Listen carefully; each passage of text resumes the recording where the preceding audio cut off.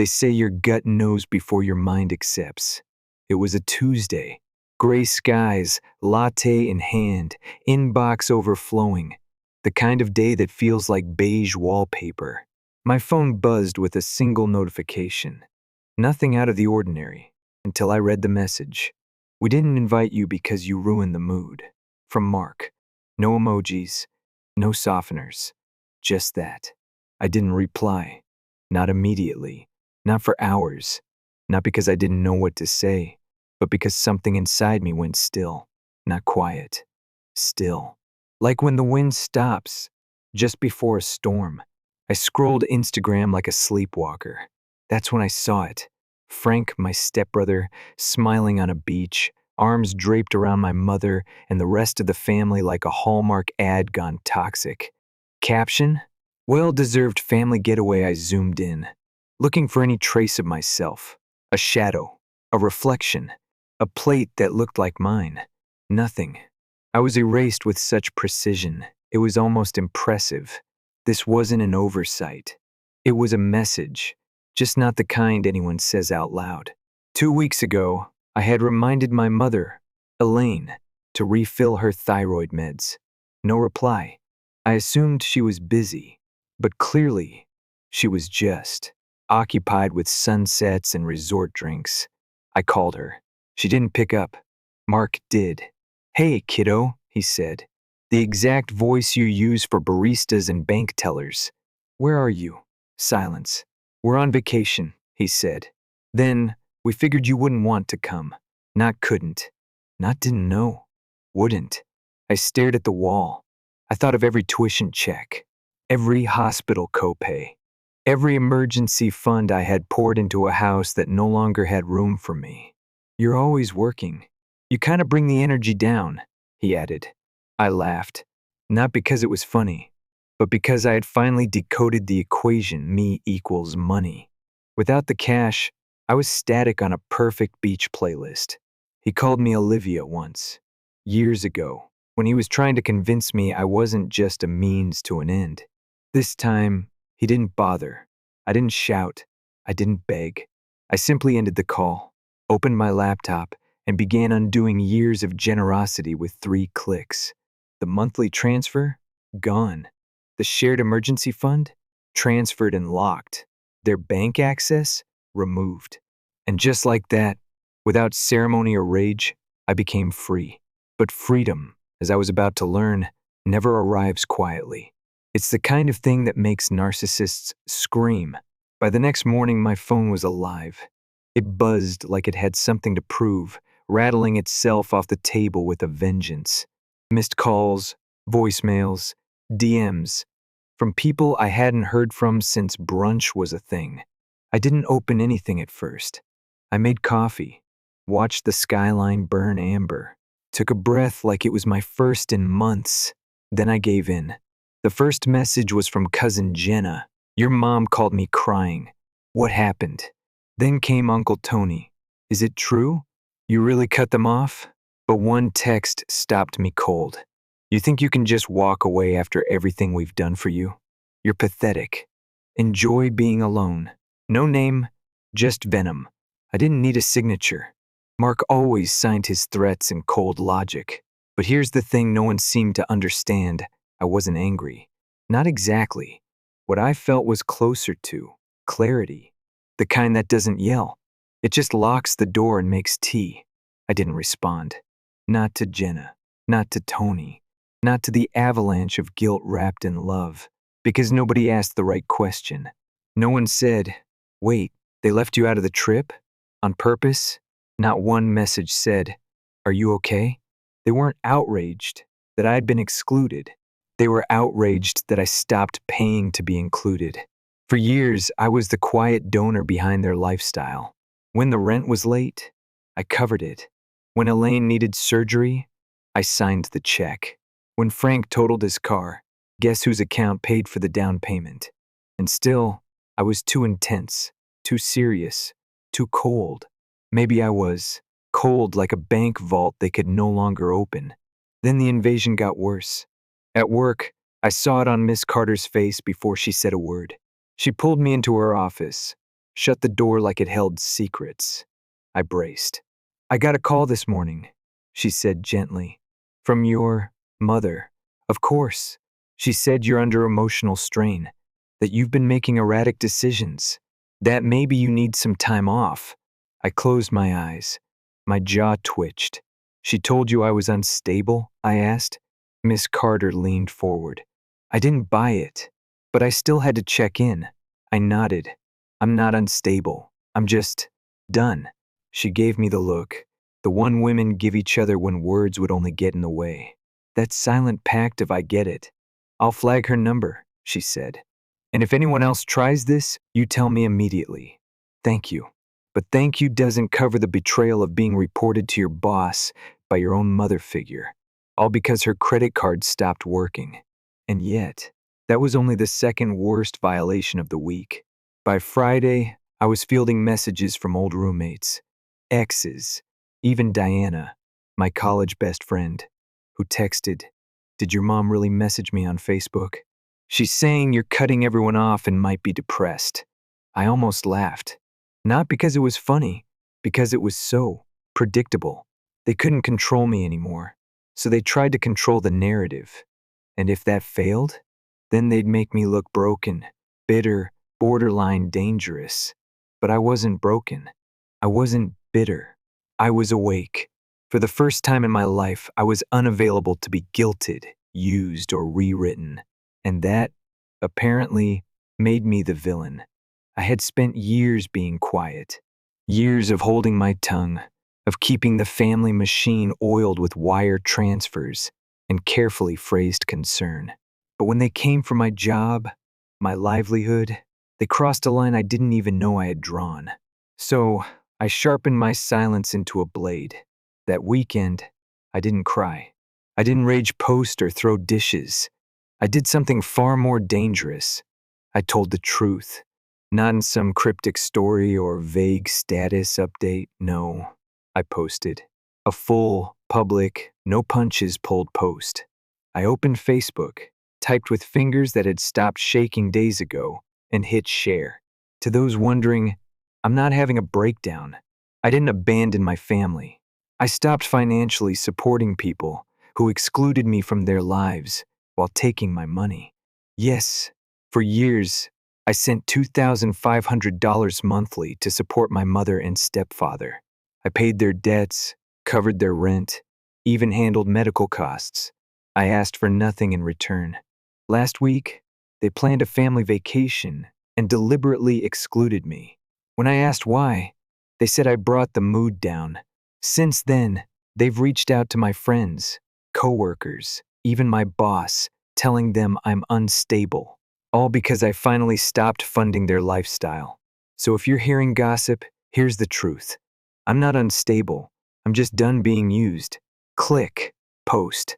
There was no satisfaction in it, not immediately. Just air. Space. The kind that fills your lungs after you've been holding your breath for too many years. Then, the noise. The post caught fire.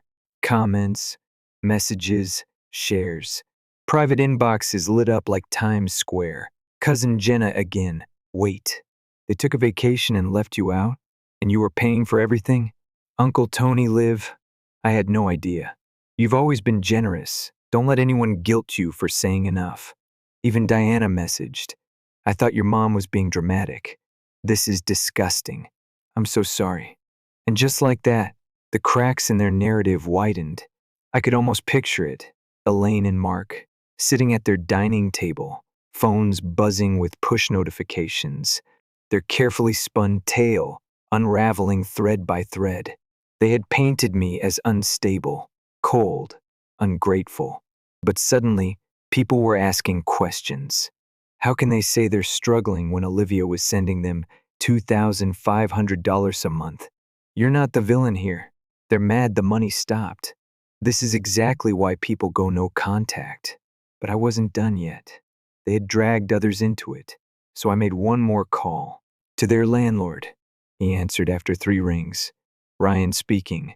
Hi, Mr. Ryan. It's Olivia Bennett. I'm calling about Elaine and Mark. A pause. Everything okay? I just wanted to inform you that I will no longer be covering their rent. Another pause. Then, a chuckle.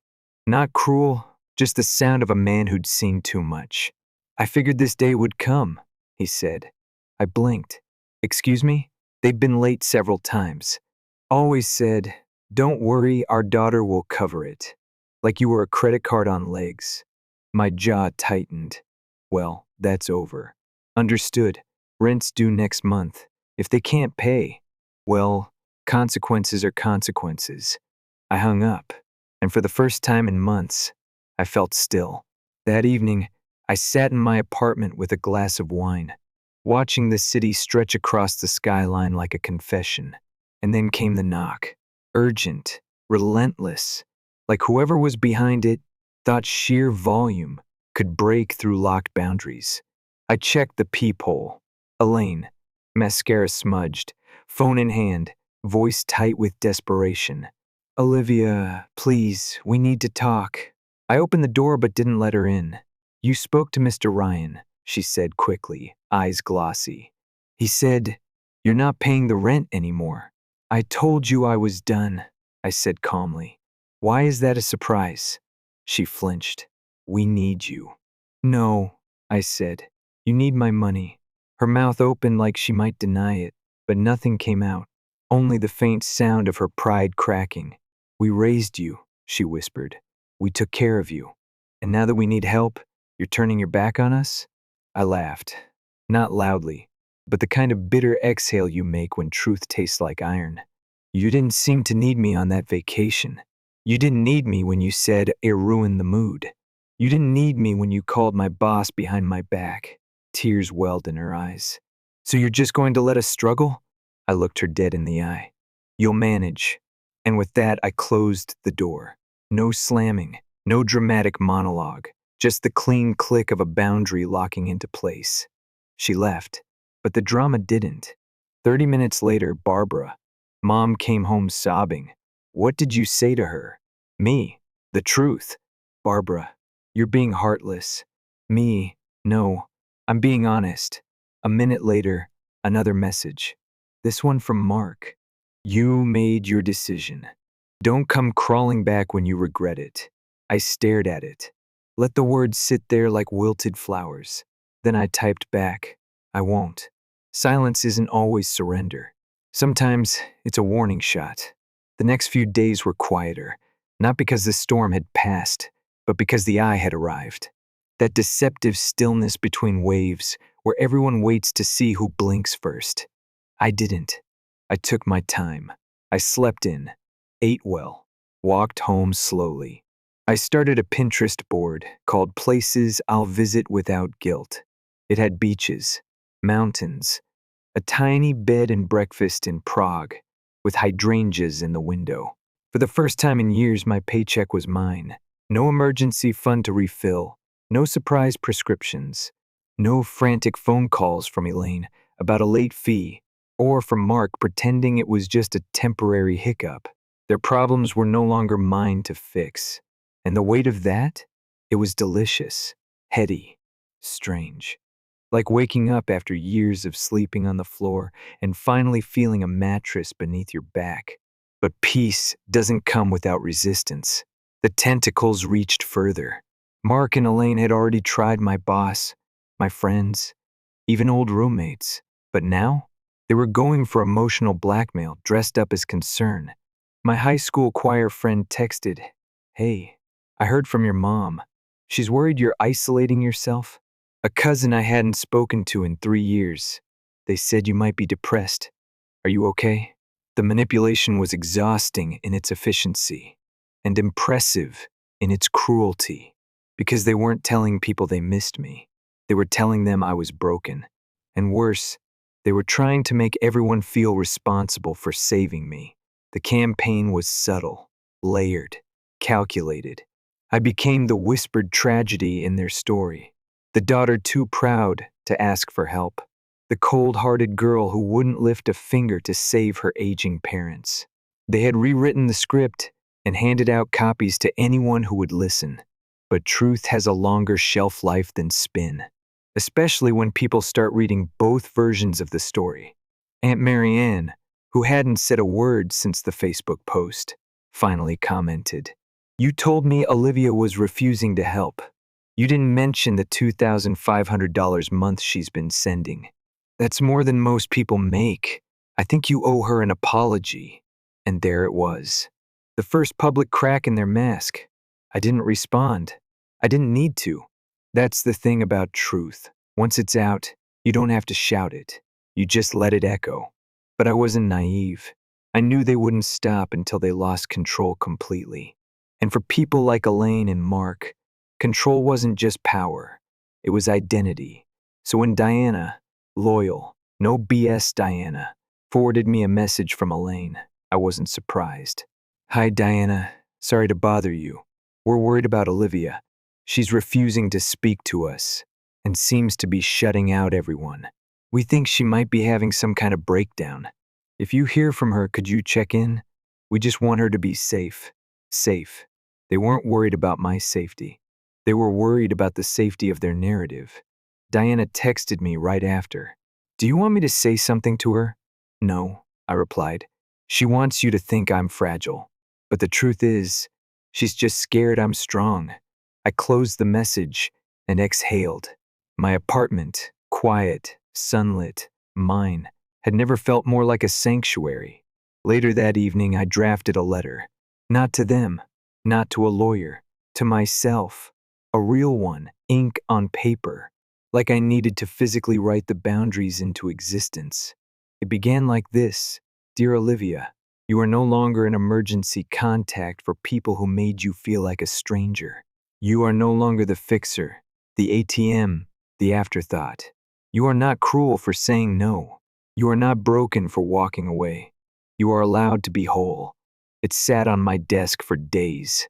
Just a folded note reminding me not to slip. Because guilt, no matter how toxic its source, has a nasty habit of showing up dressed as duty. And it did. Again. One last phone call. Blocked number. I don't know why I answered. Curiosity, maybe. Or the part of me that still believed, against all logic, that someone might say, "I'm sorry." It was Mark. He didn't waste time.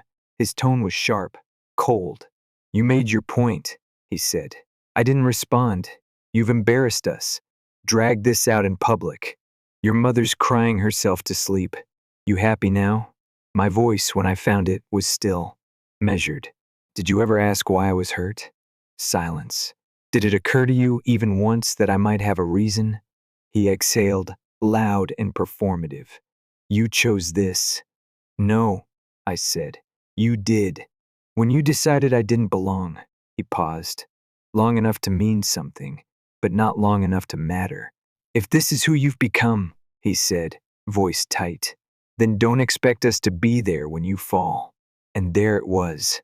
The final weapon, abandonment framed as consequence. But I didn't flinch. I don't need people who only show up when they need something. "You'll regret this." "Maybe," I said, "but it won't be today." Click. End of call. End of chapter. And in the silence that followed, I smiled. Because for once, the silence was mine. Peace doesn't announce itself. It arrives quietly, soft as morning light slipping through curtains you forgot to close, warm as silence that no longer feels like abandonment. It took weeks, maybe months, for the noise to fully die down. No more phone calls, no more burner numbers, no more guilt in disguise, knocking on my inbox like a debt collector. Just stillness, not emptiness, stillness. And in that stillness, I met a version of myself I hadn't known in years. She was quiet, yes, but not silent. She made coffee slowly. She read entire books without checking her phone. She made playlists with songs that weren't about saving anyone. She even started learning French, just because. I didn't realize how exhausted I'd been until the exhaustion left. It was like living next to a generator for years and only noticing the hum when it stopped. For the first time since I was 22, my paycheck didn't vanish into someone else's emergency. My weekends weren't filled with damage control. My calendar was mine, not a revolving door for obligation disguised as love. And that vacation I once helped fund, I booked my own. I chose a place they'd never think to go. Quiet, foggy, wrapped in pine trees instead of palm fronds. I didn't take selfies for anyone. I didn't announce my location. I walked barefoot across cold sand and smiled at strangers with no need to explain myself. I didn't need validation. I needed space, and I had finally claimed it. But healing is rarely a straight line. Some nights, I still replayed the moments. The exact phrasing of Mark's message, the look on Elaine's face when I didn't open the door wider, the voice of my sister Barbara calling me heartless like it was a verdict. There's grief in letting go, even when the thing you're releasing is poison. But I realized something. I hadn't walked away because I stopped caring. I walked away because they never did. Not about me. Only what I provided. The money, the reliability, the silence. They loved me the way people love a water heater. Not until it breaks, but until it stops serving them. And when I finally refused to keep warming a house that had no room for me, suddenly I became the problem. But I wasn't angry anymore. I was clear. Clarity isn't cold, it's kind. It lets you stop begging for explanations. It lets you choose peace over performance. It lets you stop defending your pain to people who caused it. I never got an apology. Not from Elaine, not from Mark, not from Barbara. And that's okay, because I'm done needing one. I used to think family meant forever. That blood was a leash you weren't allowed to cut. That loyalty was measured in overdraft fees and self-erasure. But now I believe family is reciprocity. It's boundaries respected, not broken. It's care that's not conditional. It's presence, not pressure. My family wasn't my blood. It was Diana, who never questioned my side. It was my boss, Miss Carter, who didn't let them rewrite my reputation. It was me, showing up for myself, finally. Sometimes you build your home from scratch. Sometimes, the safest place is the one you make with your own hands, out of honesty, hard truths, and the refusal to shrink anymore. And if I ever find love again, romantic or otherwise, they'll meet this version of me. The one with her own vacation plans, her own bank account, her own voice. The one who doesn't explain away mistreatment with childhood nostalgia. The one who stayed when everyone else vanished, me. So here's what I've learned. Love without respect isn't love. It's control. Sacrifice without choice isn't noble. It's exploitation. And boundaries, they're not cruelty. They're protection. If they call me selfish now, let them. Because I am selfish. In the way that gardens are selfish when they bloom toward the sun. In the way a locked door is selfish after too many people walked in without knocking. And if someday they remember me, the version who paid, stayed, fixed, and forgave, I hope they also remember the version who finally said, no, I won't forget. No, I won't come back. No, you don't get to rewrite the story this time. Because this story, it belongs to me. And it ends with freedom. Story 2. I used to believe being the oldest meant I had to carry more chores, more responsibilities, more expectations. That's just how it was. Nobody said it aloud, but the message was crystal clear. I had to grow up fast so my siblings didn't have to. I folded laundry before I could spell chore, learned to cook while my brother was out chasing soccer scholarships, and got scolded for eye-rolling when my little sister forgot to clean her mess. Meanwhile, they got to just exist. I never really questioned it. I thought it was normal. I thought I was being a good daughter. But over time, those small differences piled up like snow on a roof until the weight cracked something inside me. Noah, my younger brother, once shattered the back window of my dad's truck with a football. Total accident, he said. My parents laughed it off. He's just got a strong arm. Meanwhile, I got grounded for 2 weeks once for forgetting to unload the dishwasher. Then there was Lily, the youngest. She was the baby, always protected. She got a phone before I did. She got an allowance. I got babysitting duty. She asked for rides. I was expected to provide them. No questions asked. And if I dared to say no, you're the oldest, Ava. You should know better. I did. I just didn't realize for a long time that what I knew wasn't right. By my senior year of college, I was barely home. Not because I didn't miss my family. I did. But because being home always made me feel like I was being erased one small duty at a time. Still, I decided to visit one weekend. Midterms had just ended, and I figured a break might do me good. I even stopped at a boutique chocolate shop on the drive, picking up my mom's favorite truffles. Silly, I know, but I wanted to feel like a daughter, again, not just the family's unpaid intern. The second I stepped into the house, I knew something was off. The living room was rearranged. New shoes lined the entryway. None of them were mine, or my siblings. I stood still for a second, clutching that box of chocolates, trying to shake the weird feeling clawing at my chest. No voices. No Ava. No, you're home. Just silence. I set my bag down, took a deep breath, and climbed the stairs. My room wasn't there. Let me be clear. It wasn't just cleaned. It was gone. Empty. The pale green walls were repainted beige. The bed, desk, books, photos, posters, all of it vanished.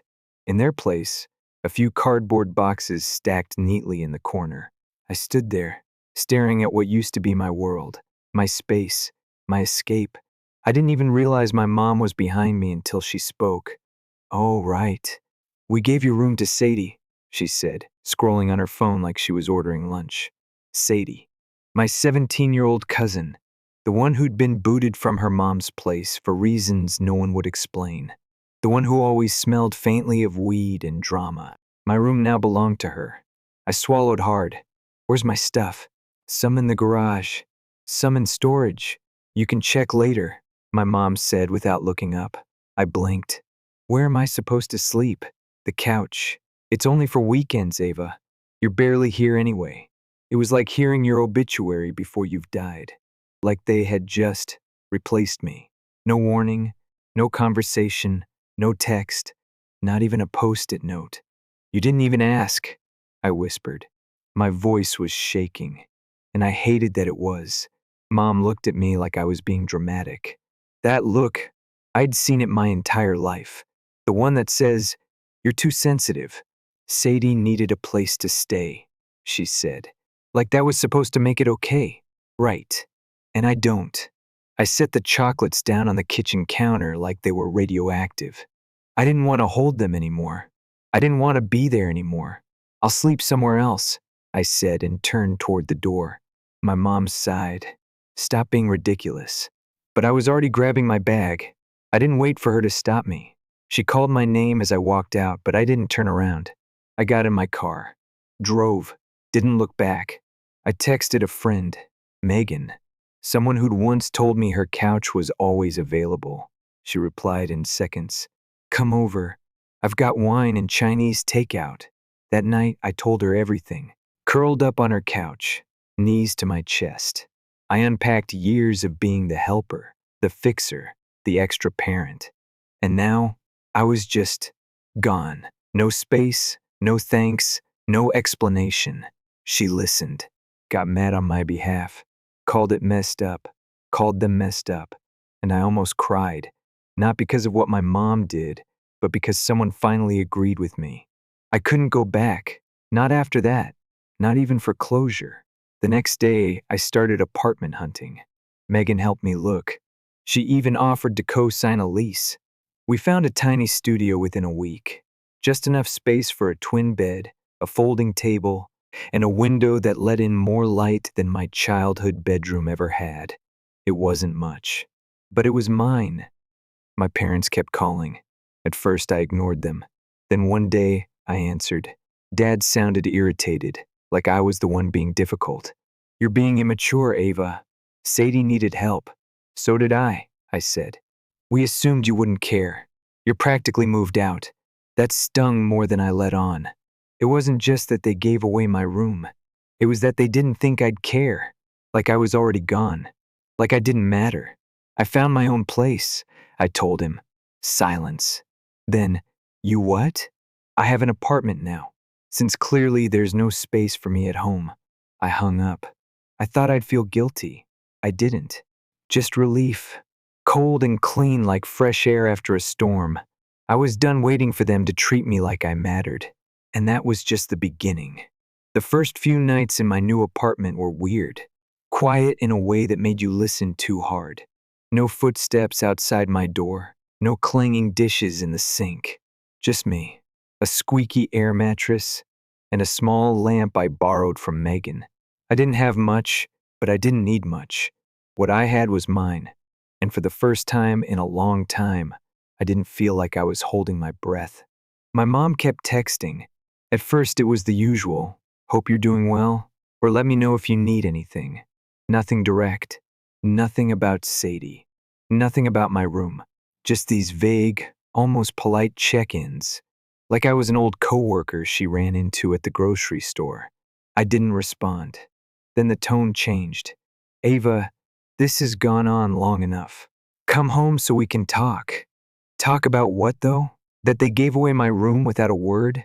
That they acted like I stopped existing the second I left for college? That when I needed space, support, or literally just a bed, they gave it to someone else? I showed Megan the texts. She snorted. What exactly do they think is left to talk out? She had a point. What do you say to people who replaced you like it was nothing? I kept building my life in that studio. Got a cheap desk off Craigslist. Bought a used mattress from a neighbor who was moving. Megan brought over a plant. Said I needed something green to make the place feel alive. I named it Fernie, and I took care of it like it was a pet. I was surviving. No, I was living. And then came the real kicker. A text from Mom that just said, "Your brother's short on money for his textbooks. Can you send something?" I actually laughed. Out loud. Alone in my apartment. That bitter, disbelieving kind of laugh that's part anger, part heartbreak. They had never helped me. Not once.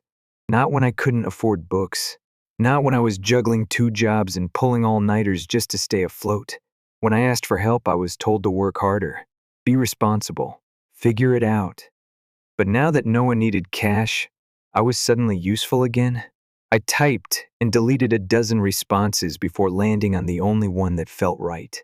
That's not my problem. 5 minutes later, my phone rang. My mom's name flashed across the screen. I let it ring once, twice.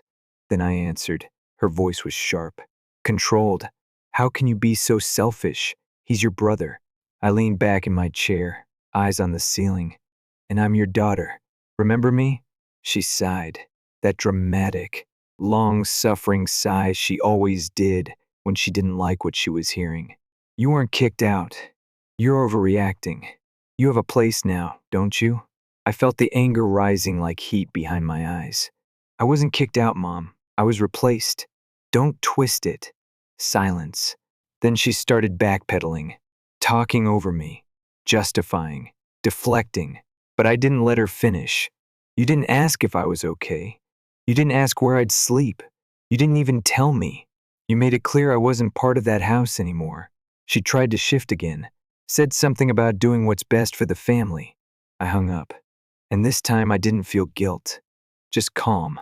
A strange, unfamiliar calm. Because for the first time, I was choosing myself. But it didn't end there. They stopped calling as much, but the manipulation didn't stop. It just shifted. Suddenly, distant relatives started reaching out.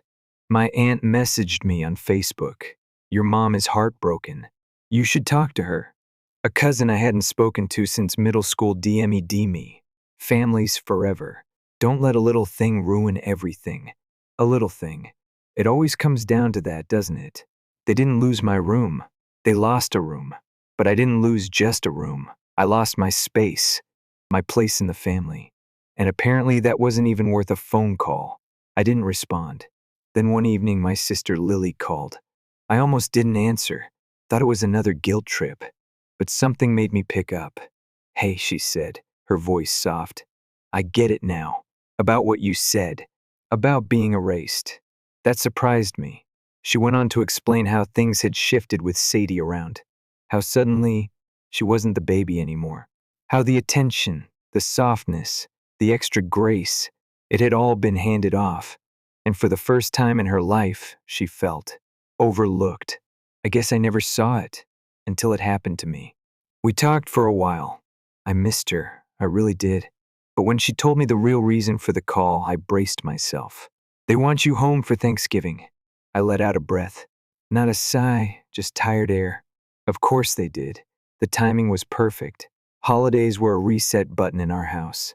Everything swept under the rug. Smiles for the camera. No one talked about anything real. I knew exactly what would happen. I'd show up. Sadie would be sitting in my seat. Mom would act like nothing ever happened, and I'd be expected to fall in line. I'm not coming, I said. Lily didn't argue. She just said, I figured. Instead, I spent Thanksgiving with Megan and her family. I thought I'd feel out of place, like an outsider, crashing someone else's tradition. But the moment I walked in, her mom hugged me like I belonged. Her dad handed me a plate piled too high with food. Her siblings pulled me into their dumb group chats and teased me like I'd always been there. No tension, no pretending, just warmth. And for the first time since leaving my parents' house, I felt something I didn't realize I'd been craving. I felt seen. After dinner, Megan and I sat on her apartment balcony, sipping wine out of mismatched mugs. She looked over and said, "You okay?" I nodded. "I think I am." That night, I went to sleep in a real bed, in a space that was mine, with people who made me feel like I mattered. And in that moment, I knew something for sure. I wasn't going back. After Thanksgiving, something in me settled. Not in a soft, peaceful way. More like when a storm finally passes, and everything is still wet and broken, but at least it's quiet. I didn't answer their texts anymore. Didn't open the ones that said, "We miss you," or "Can we just move forward?" Because none of them ever said, "We were wrong." None said, "I'm sorry." They wanted the comfort of my presence without the responsibility of acknowledging the hurt they caused. And I was done giving people access to me just because we shared blood. Then Christmas came. Lily texted. She said they'd left a spot for me at the table. A small gesture, probably from her, not them. I read the message, stared at it for a while, and then turned off my phone. Megan invited me to her family's holiday again. I said yes. This time, I didn't feel like a guest. I felt like someone they expected. Megan's mom bought me a scarf. Not expensive, but handmade, stitched with quiet care. Her dad carved my name into a wooden ornament for their tree. Megan's sister joked that I was basically adopted now. It was simple, nothing loud or showy, just warmth, just space. The kind I never had back in my parents' house. And that's when I realized something important. Home isn't walls and old photos. It's not furniture or a last name. It's not the room you grew up in or the people who raised you. It's how you feel when you walk through a door. Safe, seen, wanted. My parents never understood that. To them, I was just a placeholder until someone else needed the room. Weeks passed. Then months. The calls stopped. The relatives stopped messaging. I guess they gave up. Or maybe they just got tired of spinning the story. Because I know they were telling people I was being difficult, pulling away, hurting the family. But I wasn't hurting anyone. I was healing. Some nights I thought about calling, just to say how I felt, to lay it all out. But every time I got close to dialing, I remembered standing in that hallway, chocolate box in hand, looking at my empty room like it was a crime scene. They didn't just erase my things. They erased me, and I wouldn't beg to be let back in. One morning I woke up to a voicemail from my dad. His voice was tired, not angry, just hollow. "We heard you moved again. Hope you're doing all right. You know, you always have a place here if you want it." I deleted it without listening to the rest. That was the thing. I didn't want it. Not anymore. My new place was bigger.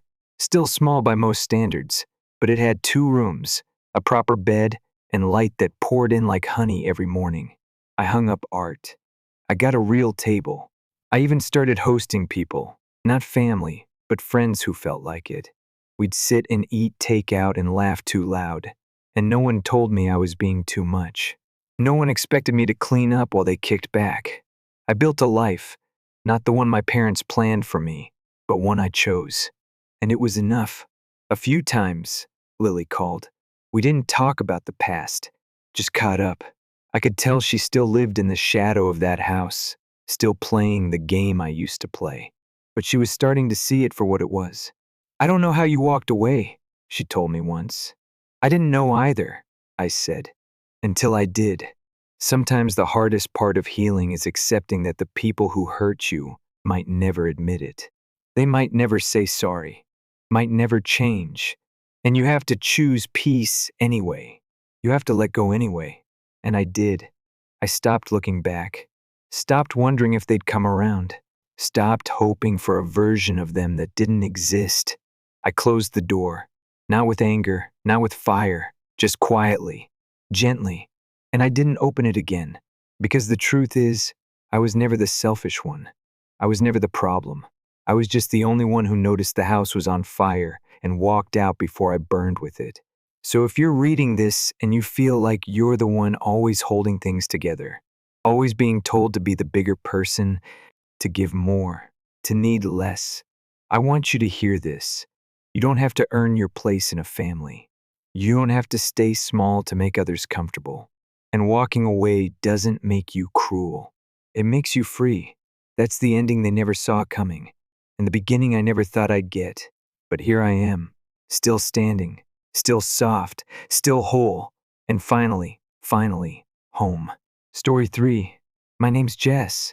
I'm 24 years old, and for as long as I can remember, I felt like a stand-in for a role I never auditioned for. My parents, Mark and Linda, had me when they were just barely out of college broke, exhausted, and trying to make things work in a small town in western Pennsylvania. I understand they did the best they could, but somewhere along the way, their survival story turned into my life sentence. I was the built-in babysitter, the emotional support sponge, the mature one, even when I was still trying to figure out fractions and locker combinations. And when my mom had my little brother Ryan, when I was 11, any illusion of childhood was over. At first, I was over the moon. A baby brother? I was obsessed. I read to him, rocked him to sleep, learned how to make formula bottles, and change diapers before I ever had my first crush. But what started as helping turned into full-on parenting. By the time I was in middle school, it wasn't just, can you hold him while I shower? It was pick him up from daycare, feed him, watch him until bedtime, all while I tried to keep up with schoolwork. By high school, I was balancing part-time work with full-time sibling care. Every time I earned a paycheck, my mom was the first one at the door. You know we're struggling, she'd say. Family helps family. Translation, hand over your money, your time, and your future, because we raised you, and now it's your turn to carry us. The word no was never an option. Every time I tried to assert myself, I was guilt-tripped into silence. If I dared to make plans, I'd get hit with the same line. You don't want Ryan to feel abandoned, do you? So I canceled sleepovers. I skipped out on clubs. I turned down road trips. Because if I didn't, I was told I was selfish. When I graduated and started working full-time, I was determined to save enough to get out. But even then, I was still trapped in this endless loop of being the backup parent, the backup income, the backup everything. And the kicker? I paid rent to live in that house, rent to stay in my childhood bedroom and be an on-call babysitter with no end in sight. Then came the breaking point. It was a Thursday. I had plans for the first time in months, an actual night out. Dinner with coworkers, just something small. But halfway through the workday, my phone lit up. My mom. You need to watch Ryan tonight. No, please. No, do you have time? Just an order. I told her I had plans. Her response? A meltdown. Suddenly, I was the ungrateful daughter, the one who forgot who raised her. She went on and on about how I owed her, for food, for shelter, for life itself. And then came the ultimatum. If you can't help your family, maybe it's time you moved out. I stared at the phone, heart pounding. Something inside me snapped. Okay, I said. I will. That night, I packed a bag, texted my best friend Mia, and crashed on her couch. The moment I walked out of that house, I felt a mix of fear and freedom that I still can't put into words. Within days, the guilt machine kicked into overdrive. My mom called crying this time. Ryan's having tantrums without you. I'm overwhelmed. Please just come back. I promise I won't ask for much. But the thing is, I'd heard that before. And every time, not much turned into everything. I told her no. If I wasn't worthy of being in that house, unless I played the role they carved out for me, then I wasn't coming back just because they suddenly noticed my absence. That's when the extended family came for me. I got flooded with texts from aunts I hadn't spoken to in years, cousins who barely knew my birthday, all of them preaching about how I'd abandoned my family, that I was making things harder for my mother, that I was breaking Ryan's heart. Even my dad, who rarely got involved, decided to chime in. "You're being heartless," he said. "Family means stepping up when it's hard." And the worst part? Ryan started texting me too. "Why did you leave? I miss you." And that gutted me. Because none of this was his fault. But how long was I supposed to keep sacrificing my life for a child I didn't create? I love him. I always will. But I wasn't his mom. I was barely even treated like a daughter. I started actively searching for any place to call my own. Staying at Mia's was temporary, and I knew I couldn't live in limbo forever. Then things escalated again. My mom sent me a novel-length text that read like a breakup letter. Paragraphs about how I'd failed her, about how she sacrificed everything to raise me, only for me to turn on her. She even said, "One day, you'll regret this when I'm gone." That one stung. But the part that truly broke me? She suggested that even if I wasn't living at home, I should still help pay for Ryan's extracurriculars, like I was still his parent, like I owed her child support for a child that wasn't mine. I remember reading that and just laughing, bitterly, 3 times, just to make sure I wasn't hallucinating. I replied, "I'm not his parent. Stop asking me to be." Then I muted her number. That silence? It was peace. But peace doesn't last when you come from a family that sees boundaries as insults. My dad called me hours later. "You're being immature," he said. "Your mother's at her breaking point. The same woman who used to say I was the strong one, the one who never cried, who always held it together. Yeah, that was me. And I was done. Still, I couldn't stay at Mia's forever. She was patient, but I didn't want to be the roommate who never left. So I kept hunting. Cheap places, studio apartments, Craigslist ads that didn't scream murder basement. Meanwhile, my family turned up the heat. Relatives started posting vague, passive-aggressive things online. Some people forget where they come from, followed by teary family reunion photos, with captions like "just missing one." I didn't bite, but it still hurt, because I didn't walk away lightly. I walked away because I had no other choice. And every time I almost caved, I remembered what it felt like to be 16, exhausted from work, doing homework with one hand, while rocking Ryan to sleep with the other. They weren't missing me. They were missing what I did for them. And I wasn't going back. I thought leaving would be the hardest part. Turns out, staying gone is harder. Not because I want to go back, God. No, but because cutting ties with people who trained you to believe your worth came from what you did for them. That kind of healing doesn't come easy. It's quiet, uneven, lonely sometimes. But still, it's mine. After I muted my mom, there was this stretch of calm. No yelling, no guilt trips, just silence. At first, I almost missed the noise, like my brain didn't know how to handle peace. But then I started to breathe. Not in that tight chest, walk on eggshells way. I mean really breathe. Deep. Free. I stayed at Mia's for another 3 weeks, while I scoured every rental listing that didn't look like a Craigslist horror story. Finally found a 1-bedroom just outside town. Nothing fancy, but clean, affordable, and more importantly, mine. I remember signing the lease and just sitting in my parked car afterward, forehead against the steering wheel, grinning like an idiot. It felt like the first thing I'd done for me in years. But my family? They weren't done. The silence broke with another text from my mom. This time it was short. "If you come home 2 nights a week to help with Ryan, I'll lower your rent." Like we were haggling. Like my freedom could be bought. No apology, no accountability, just another offer dressed up like a compromise. I didn't respond, so she pivoted, went after Mia. Yeah, my mom had the audacity to message my best friend, asked her to talk some sense into me, claimed she was just trying to find a middle ground, framed it like I was the unreasonable one. Mia didn't even dignify it with a reply. Just sent me the screenshot with a "your mom's out of her damn mind" text, followed by a pizza emoji. Because that's how Mia handles emotional crises, carbs and cursing. After that failed attempt, the rest of the family picked up the slack. More messages, more calls, more backhanded sympathy disguised as concern. "You're better than this. You're tearing the family apart. Ryan cries for you every night." And then the kicker from my grandmother, the woman who used to sneak me candy behind my mom's back. She told me she was disappointed in me, that I was turning my back on the people who raised me. That one stung. I won't lie. But even with all that noise, none of them ever asked how I was doing. No one checked in when I was sleep-deprived and broke at 16, juggling school, work, and full-time babysitting.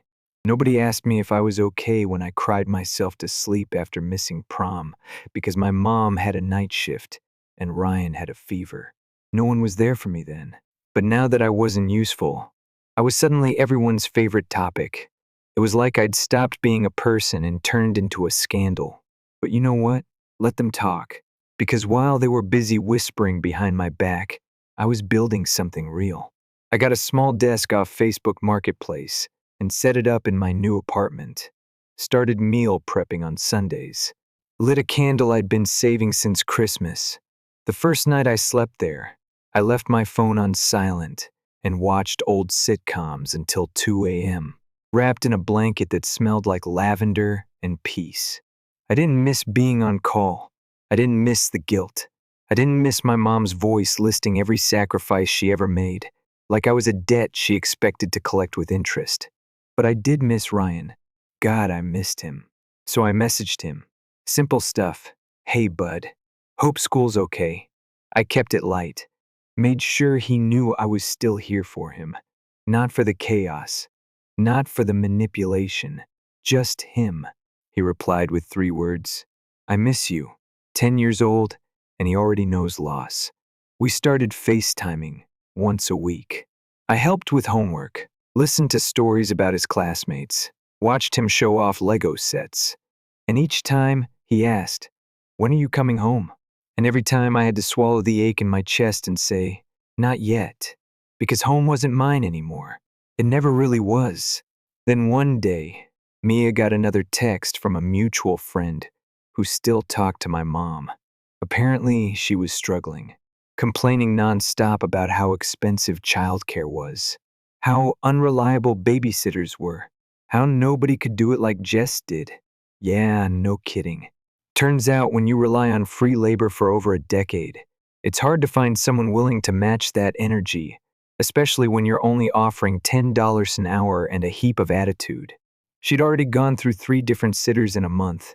One quit because she refused to follow safety protocols. Another just ghosted. Karma's funny like that. But instead of learning from it, she doubled down. Started hinting to people that I'd come back eventually. That I was just going through a phase. No, Mom, this isn't a phase. This is me choosing myself for the first time in my life. A few days later, I got another message. Short. Desperate. "If you come back just 1 night a week, I'll cover your groceries."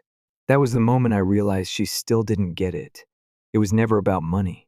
It was about respect, autonomy, the right to live my own damn life without being tethered to her expectations. I didn't even reply. I just blocked her number. That same week, I signed the final paperwork for my apartment. Started bringing in little things, hand-me-down dishes. thrift store finds, a secondhand couch with just enough cushion to feel like a hug. I lit that lavender candle again, ordered takeout, sat cross-legged on the floor and ate out of the box, smiling like a weirdo. Because for the first time, no one was waiting for me to finish so I could do something for them. It was just me, and that was enough. Of course, my mom wasn't done. Not really. She kept feeding the family group chat, painting me as the villain. Jess abandoned us. She left her little brother, after everything we did for her. But I didn't argue. I didn't explain. Because people who care about you don't need a speech. And the ones who don't, they've already decided what kind of person you are. The silence, it became armor. And every day it got a little easier to wear. The day I moved into my new place for real, I woke up to no alarms. No crying, no footsteps in the hallway, no Jess, can you help for a sec? That always turned into 2 hours. Just light. Pale morning sun leaking through cheap blinds. It was quiet. And for the first time in years, the quiet didn't feel like something was missing. It felt like something had finally arrived. Peace. I made coffee in a chipped mug, sat on my floor, no furniture yet except the couch, and a folding table I bought for $15 off some guy who clearly hated IKEA. I didn't mind. It was mine. Later that day, I got a message from Ryan. Just a little voice note, hope your apartment is cool. I miss you. He's 10, still learning how big the world is. Still doesn't understand the difference between love and obligation. But I think he's starting to. I replied with a video me showing him the shelves I built for my books, the tiny window view of the alley, the silly plastic dinosaur I put on the counter just because. He laughed, said it looked like a grown-up's place, which made me smile because honestly, I still feel like a kid half the time. But I've learned something important. Being an adult doesn't mean being everything for everyone. It means choosing where you give your time, your love, your energy, and choosing yourself doesn't make you selfish. It makes you human. That lesson, it came the hard way. A few days after I moved in, my mom tried again. Called from a new number this time. Left a voicemail. Her voice was calm at first, tired. I don't understand why you're doing this, she said. You've always been so responsible, so loyal. You're punishing all of us. Then, her tone shifted, sharper. Ryan won't forgive you. One day, you'll look back and realize you threw away your family. That was the last time I listened to her voice. Because I realized something. Sitting on the edge of that secondhand couch, listening to her flip from guilt to anger in one breath, she never saw me. Not really. She saw what I gave, what I fixed, what I handled. She saw her solution, her replacement, her built-in babysitter, her emotional support, her scapegoat. But she never saw me. And I'm done living in a house where I have to earn my place through sacrifice. I'm done bleeding for people who only check for a pulse when they need something. So I blocked the number. I wish I could say that was the end of it, that everything got easier after that. But healing doesn't come in one clean moment, it comes in pieces. Some days I still catch myself staring at my phone, waiting for a message from her that won't twist the knife. Some days I still wonder if I was too harsh, if I should have stayed a little longer, helped a little more. But then I remember being 17 folding laundry in the middle of the night because Ryan had an accident and my mom forgot to wash his sheets. I remember handing over my whole paycheck for a power bill emergency and finding out later she used it for a weekend trip with her friends. I remember crying alone on my birthday because no one remembered. No cake, no card. Just, can you watch Ryan while we go out? So no, I wasn't too harsh. I was too patient for too long. The final straw came not from my mom, but from my dad. Out of nowhere, he showed up at my job. Not a call, not a message. He just walked into the store like he owned the place, stood at the counter, and said, "You need to stop this. You're breaking your mother." I looked at him, really looked at him, and for the first time in my life, I didn't feel fear. I didn't feel shame. I felt tired. Tired of being blamed, tired of being the problem, tired of holding up a family that never once held me back, I told him. If she's breaking, maybe it's because she leaned on me too long. Maybe she forgot how to stand without me. He didn't say a word, just stared, like I'd slapped him. And maybe, in a way, I had. But I didn't back down. I walked away. That night, I made dinner in my tiny kitchen, overcooked rice and scrambled eggs. But it tasted better than anything I ever made back home. Because it wasn't for anyone else, just me. I still talk to Ryan. Once a week, sometimes twice. We video chat, we laugh. I help him with his spelling words or hear about his new obsession. Right now, it's space. I send him little books and snacks. I remind him that I love him, that I didn't leave him, that I left them. And I make sure he knows that it's okay to grow up and not carry the weight of someone else's choices. He's smart. He gets it more than anyone thinks. The rest of the family, they've gone quiet. Maybe they ran out of steam. Or maybe they're still waiting for me to come back, tail between my legs, ready to forgive and forget. But I'm not going back. I'm not the villain they made me out to be. I'm not the savior they expected either. I'm just someone who finally realized she was allowed to choose herself. So no, I don't regret leaving. Not even a little. What I regret is not doing it sooner. But I'm here now, in a small apartment that smells like coffee and books and lavender soap, with no one knocking on my door, demanding I give up my time. No screaming, no guilt trips, just silence and laughter. And sometimes soft tears when Ryan says he wishes things were different. But even those tears feel honest, cleansing. I don't know what's ahead. Bills are real. Loneliness creeps in. But it's mine. It's my struggle, my life, my voice. And I will never trade that for a rented room and a role I didn't choose. So if you're reading this, wondering if it's okay to put yourself first, even if it hurts, even if people call you selfish, let me say it loud.